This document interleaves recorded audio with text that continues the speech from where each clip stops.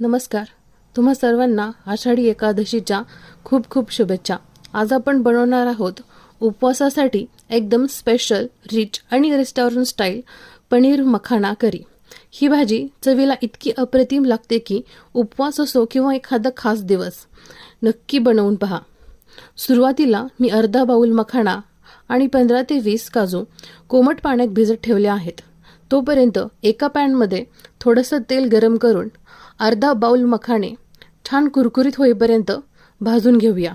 मी ही भाजी बनवण्यासाठी शेंगदाण्याच्या तेलाचा वापर केलेला आहे.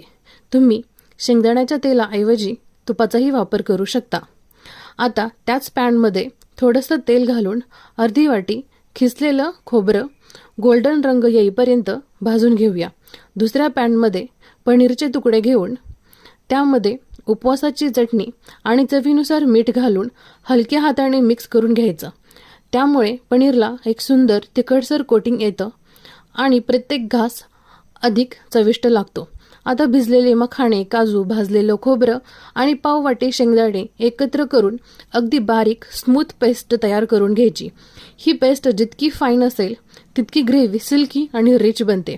एका पॅनमध्ये तेल गरम करून ही पेस्ट परतून घेऊया.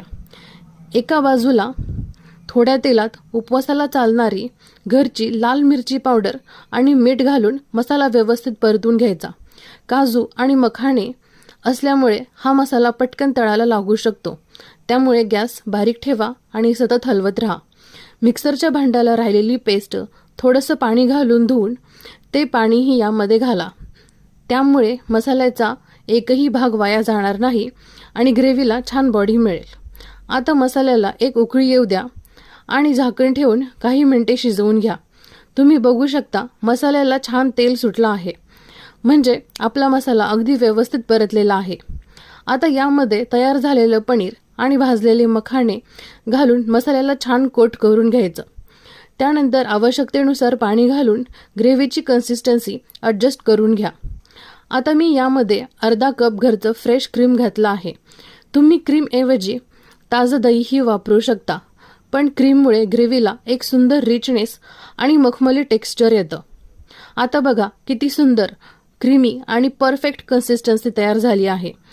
तुम्हाला आवडीनुसार ग्रेव्ही थोडी घट्ट किंवा पातळ ठेवू शकता. आणि तयार आहे ही आपली आषाढी स्पेशल उपवासाची मखाना काजू करी. दिसायलाही अप्रतिम, चवीलाही एक नंबर. ही भाजी तुम्ही उपवासाची पुरी किंवा भाकरीसोबत सर्व करू शकता.